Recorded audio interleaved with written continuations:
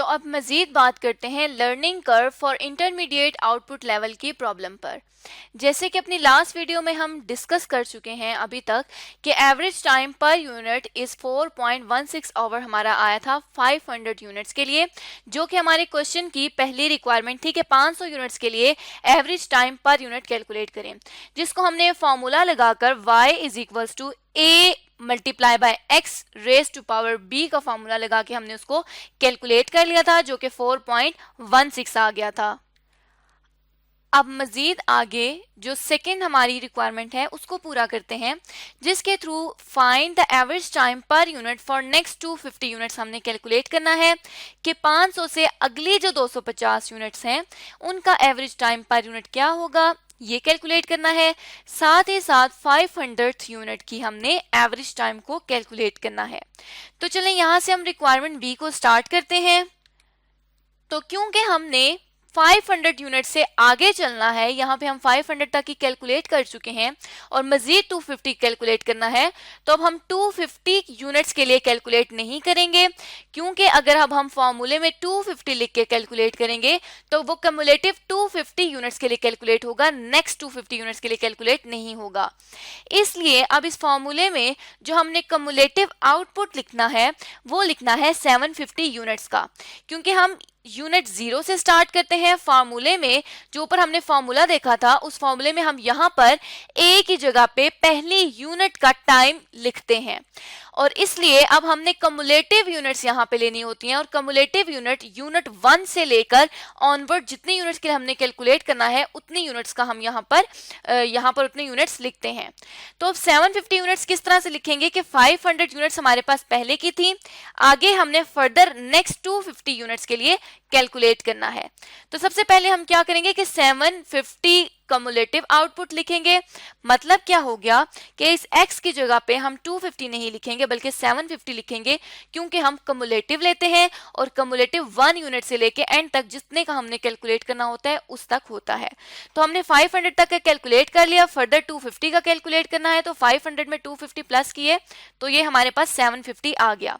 अब इसी तरह हम y की जगह क्या लिखेंगे, y को अब हम किस तरह से इस फॉर्मूले में किस तरह से पुट करेंगे कि a की जगह पर जो ऊपर हमने फर्स्ट यूनिट के लिए कैलकुलेशन की थी वो की थी 10.71 आवर्स की, और 750 हमारे पास कम्युलेटिव आउटपुट है रेज टू पावर b जो हमने पहले से कैलकुलेट किया हुआ था। तो इस तरह से हमने इस फॉर्मूले में तमाम जो चीजें हैं उनको लिख लिया, उनको इनकॉर्पोरेट कर लिया। तो इसको जब हमने कैलकुलेट किया तो ये हमारे पास आ गया 3.95 आवर्स पर यूनिट। मतलब 750 यूनिट्स तक जितने भी यूनिट्स बनेंगे उनकी जो उनका जो टाइम होगा वो 3.915 आवर्स पर यूनिट का होगा। लेकिन अब हमने क्योंकि नेक्स्ट 250 की कैलकुलेशन करनी है, 750 यूनिट्स के लिए हमें नहीं चाहिए था एवरेज टाइम पर यूनिट, हमें चाहिए था नेक्स्ट 250 यूनिट्स के लिए। तो उन नेक्स्ट 250 यूनिट्स को कैलकुलेट करने के लिए हम क्या करेंगे कि जो टोटल आवर्स हैं हमारे पास वो लिख लेंगे सबसे पहले 750 यूनिट्स के लिए, जो किस तरह से लिखे जाएंगे कि 3.915 जो कि हमने यहाँ पे कैलकुलेट किया हुआ है, इसको मल्टीप्लाई कर देंगे 750 के साथ। तो जब इसको 3.915 को मल्टीप्लाई किया हमने 750 के साथ तो ये हमारे पास आ गया 2936.25 आवर्स। टोटल अगर 750 यूनिट्स बनाई जाएं कम्युलेटिव तो हमारे पास जो टोटल आवर्स आते हैं वो आते हैं 2936.25 आवर्स। अब ये तो हमने 750 के लिए कैलकुलेट कर लिया। नेक्स्ट हम क्या करेंगे, क्योंकि हमें 250 के लिए चाहिए तो 750 में से पहले वाली जिनकी हम कैलकुलेशंस कर चुके हैं उसके वाली को हम लेस कर देंगे। उसके लिए क्या करेंगे कि 4.16 को मल्टीप्लाई कर देंगे 500 के साथ जितनी यूनिट्स हैं। तो जब हमने इसको कैलकुलेट किया तो ये हमारे पास आ गया 2080 टोटल आवर्स फॉर 500 यूनिट्स।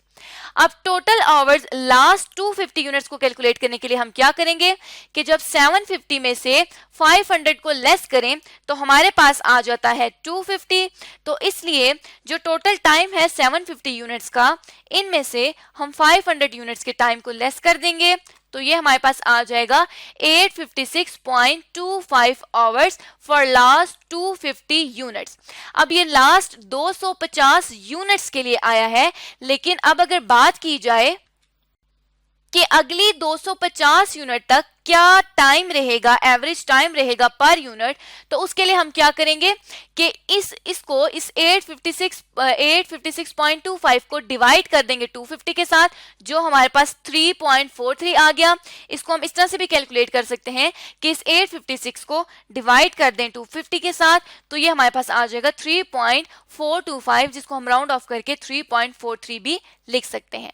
तो हमने अपनी सेकेंड रिक्वायरमेंट भी पूरी कर ली, सेकेंड रिक्वायरमेंट का फर्स्ट पार्ट पूरा कर लिया, जिसमें नेक्स्ट 250 यूनिट्स के लिए हमने कैलकुलेट कर लिया average time per unit. Next बात करनी है हमने 500th यूनिट की, जो कि सिर्फ एक अकेली यूनिट है।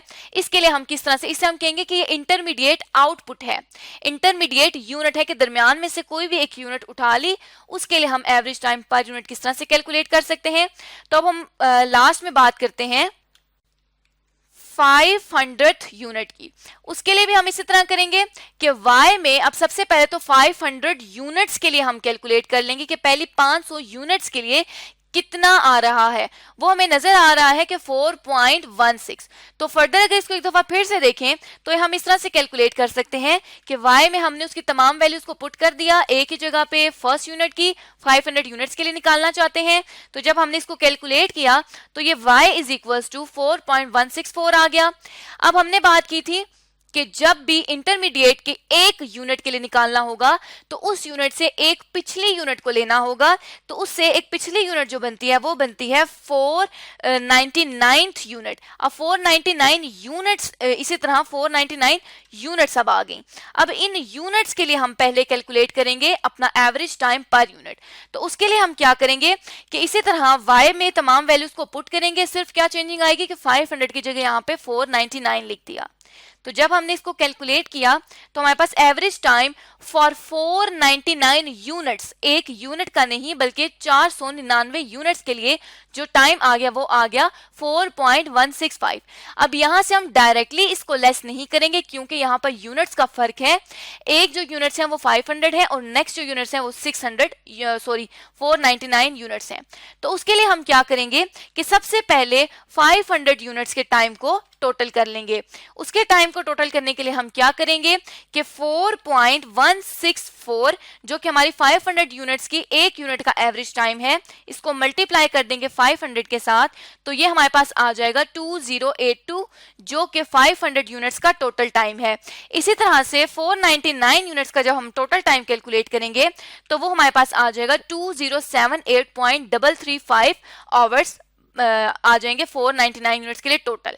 तो मतलब क्या हुआ कि अब लास्ट में हम क्या कैलकुलेट करेंगे, टाइम फॉर 500th यूनिट। उसके लिए हम क्या करेंगे कि सिंपली ये जो 500 यूनिट्स का टोटल टाइम है, जब इसमें से 400 यूनिट्स के टोटल टाइम को लेस करेंगे तो ये हमारे पास एक यूनिट का पीछे वक्त बच जाएगा, क्योंकि यहाँ 499 और 500 के दरमियान में एक यूनिट एग्जिस्ट कर रही है। तो जब हम इसका डिफरेंस लेंगे तो वो हमारे पास 500th यूनिट के लिए आ जाएगा जो कि आ जाएगा 3.665। तो ये हमारे पास आ गया डिफरेंस जो है वो 500 यूनिट का, और मतलब अब जो 500 यूनिट पर जो टाइम लगेगा वो लगेगा 3.665।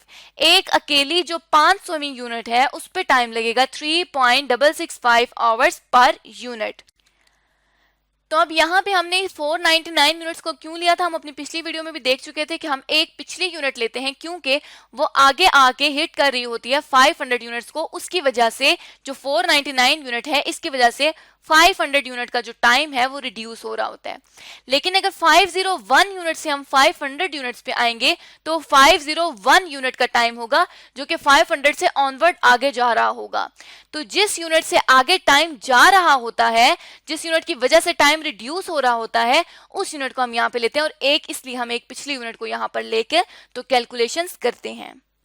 तो इस तरह से आज की इस वीडियो में हमने जाना कि कोई भी ऑर्गेनाइजेशन किसी इंटरमीडिएट आउटपुट लेवल या इंटरमीडिएट आउटपुट यूनिट के लिए किस तरह से लर्निंग कर्व की कैलकुलेशंस को परफॉर्म करके एवरेज टाइम पर यूनिट को कैलकुलेट कर सकती है।